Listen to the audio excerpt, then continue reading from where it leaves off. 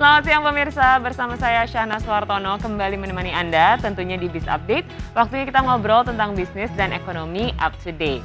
Wah ternyata ya, selain menjadi artis, penghasilan Rezky Aditya sebagai YouTuber juga bisa mencapai miliaran rupiah. Selain berita tadi, Biz Update juga punya informasi menarik khusus untuk para pecinta camilan sekaligus ide usaha nih ya, yaitu camilan Cilung Papeda yang ternyata bisa menghasilkan 15 juta per bulannya. Penasaran kira-kira seperti apa? Ini dia informasi selengkapnya.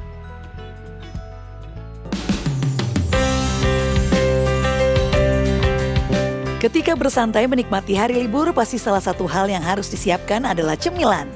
Cemilan menjadi bagian tidak terpisahkan bagi kehidupan manusia, termasuk masyarakat Indonesia, dan sering disebut ngemil.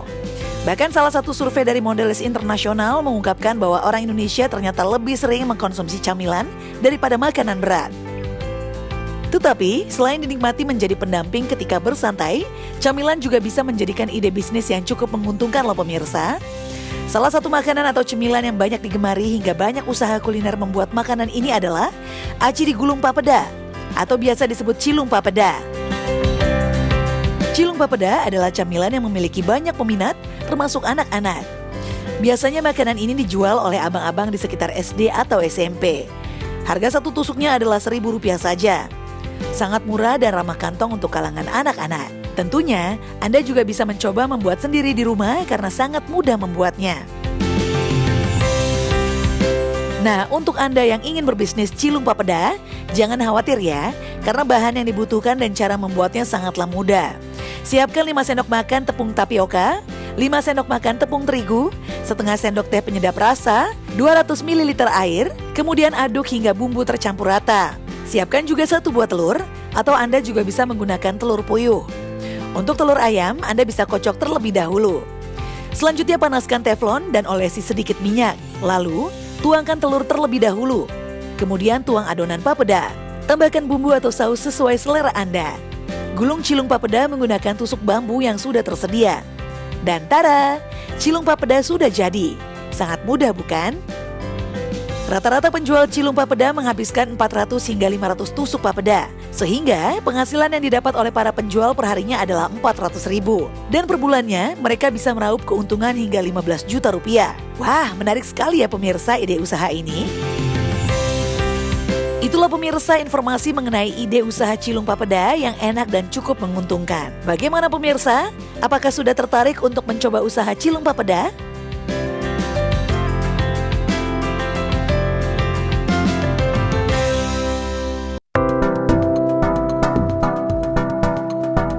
Sudah bukan rahasia lagi jika tokek dipercaya memiliki khasiat yang tinggi dalam ilmu pengobatan tradisional. Karena dapat mengusir berbagai penyakit seperti masuk angin, asma, penyakit kulit, tumor, bahkan kanker. Bahkan beberapa hari yang lalu, Jawa Timur mampu mengekspor 2,9 ton tokek kering ke Tiongkok yang ditaksir memiliki nilai 117 juta rupiah. Tokek sendiri merupakan sebutan untuk cicak atau kadal besar suku Geckonidae. Berkat ketenaran dari reptil ini, beberapa bulan yang lalu juga banyak beredar pemberitaan mengenai tokek raksasa yang dijual seharga 1 triliun. Namun menurut Lembaga Ilmu Pengetahuan Indonesia atau LIPI, tidak ada tokek sepanjang 1 meter yang artinya pemberitaan tersebut adalah hoax. Akan tetapi masih banyak yang mempercayai hal tersebut, sehingga dapat disimpulkan bahwa tokek merupakan salah satu komoditas yang memiliki nilai bisnis yang cukup tinggi. Dan berikut tips budidaya tokek versi Biz Update. Siapkan sepasang indukan. Hal ini adalah langkah awal di mana Anda dapat menentukan jenis, warna, serta tokek apa yang akan dibudidayakan. Langkah selanjutnya, pembuatan kandang yang dapat berupa akuarium atau kotak-kotak triplek yang diberi jaring guna mencegah tokek keluar, dan usahakan kandang tersebut dibuat senyaman mungkin. Jangan terlalu kecil dan juga jangan terlalu gede-gede amat ya. Ya sesuai lah proper ukurannya, dan juga pastiin ada minumnya dan ada tempat untuk sembunyi. Memasuki proses perkawinan, usahakan indukan memiliki usia yang cukup untuk bereproduksi. Pada proses ini perlu kehati-hatian karena tokek termasuk reptil yang mudah stres, salah satunya dengan tidak memberikan lampu pijar, karena hal tersebut dapat menyebabkan hewan tokek stres dan tidak mau makan, bahkan dapat menyebabkan tokek mati.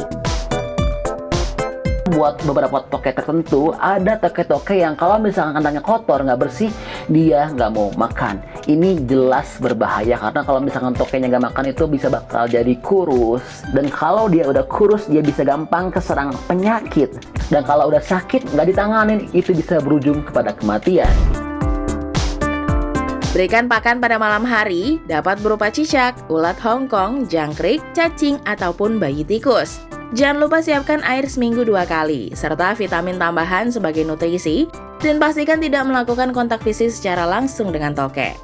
Perlu diperhatikan adalah tidak menyatukan lebih dari 2 pasang toke dalam satu kandang agar tidak terjadi perebutan betina atau wilayah antar sesama toke, dan selalu jaga kebersihan kandang toke. Jadi dia itu emang usaha toke, emang dia untuk pembudidayaan, dia jualnya ada yang ke luar negeri, ada juga di dalam negeri ya.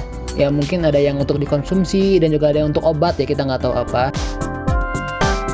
Dan itulah tips memelihara toke versi Biz Update. Semoga dapat terus menginspirasi.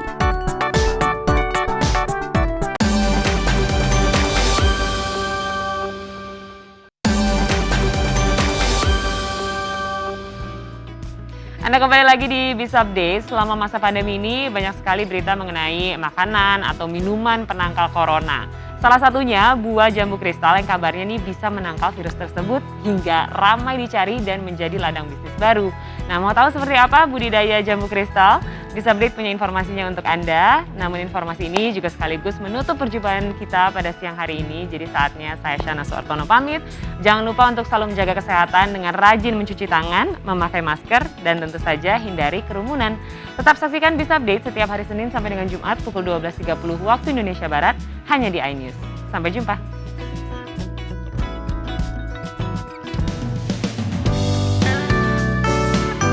Bagi Anda penggemar buah-buahan, pasti tidak asing lagi dengan jambu kristal. Buah dengan tekstur daging renyah, manis serta tanpa biji menjadikannya salah satu buah yang banyak digemari masyarakat. Jambu kristal juga dipercaya memiliki berbagai manfaat bagi kesehatan, diantaranya adalah mengobati dan juga mencegah sariawan, baik untuk sistem pencernaan, meningkatkan sistem kekebalan tubuh, menjaga kesehatan kulit, sebagai sumber antioksi, dan menjaga kesehatan mata. Harga pasaran jambu kristal antara Rp20 hingga Rp25.000 per kilogram. Tak heran, semakin banyak orang yang mulai tertarik untuk membudidayakan buah ini. Oleh sebab itu, Biz Update telah merangkum cara budidaya jambu kristal untuk Anda. Sebelum membudidayakan jambu kristal, Anda perlu tahu terlebih dahulu syarat tumbuh buah ini. Di mana jambu kristal suka hidup di lingkungan beriklim tropis dengan kelembapan sekitar 70 hingga 90%. Memiliki tanah lempung bertekstur liat dan agak berpasir dengan pH rata-rata sekitar 4,2 hingga 8,2. Namun jika tidak ada, jambu kristal juga bisa tumbuh di dalam pot atau polybag. Setelah itu, pilihlah bibit unggul dengan ciri batang kuat, tidak kerdil, daun rimbun serta tidak terdapat penyakit atau hama. Untuk pemula disarankan memilih bibit dari proses cangkok atau okulasi dengan tinggi sekitar 50 hingga 100 cm. Karena memiliki kualitas yang lebih menjanjikan dibandingkan bibit yang dikembangbiakan dari biji. Untuk proses tanam, Anda bisa siapkan lahan yang telah diberikan lubang selama 2 minggu sebelum bibit ditanam. Tambahkan pupuk pada sepertiga bagian lubang dan biarkan selama 3 hari hingga bibit jambu kristal ditanam. Siram hingga tanah lembab, namun sirkulasi air tetap terjaga. Untuk menghasilkan buah yang berkualitas, Anda perlu memperhatikan jambu kristal dengan cara disiram sebanyak 1 kali sehari di cuaca panas. Pastikan daerah sekitar akar tetap lembab. Bila sedang musim penghujan, penyiraman bisa dihentikan, asal daerah akar masih lembab. Pemberian pupuk bisa diberikan saat bibit tanaman mencapai usia 3 bulan, baik menggunakan pupuk kompos maupun pupuk kandang. Cabut gulma atau rumput-rumput untuk memastikan pohon tumbuh dengan kuat.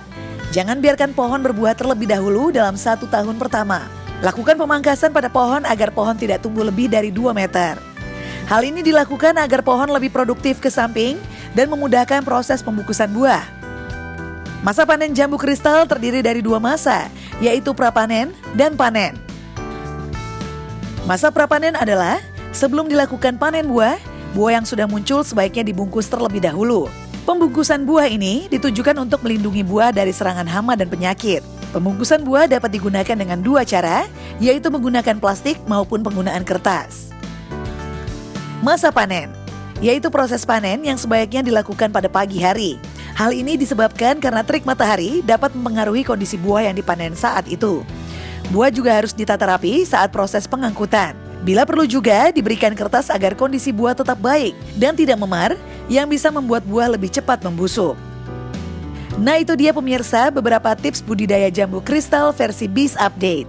Semoga dapat memberikan inspirasi ya. Selamat mencoba!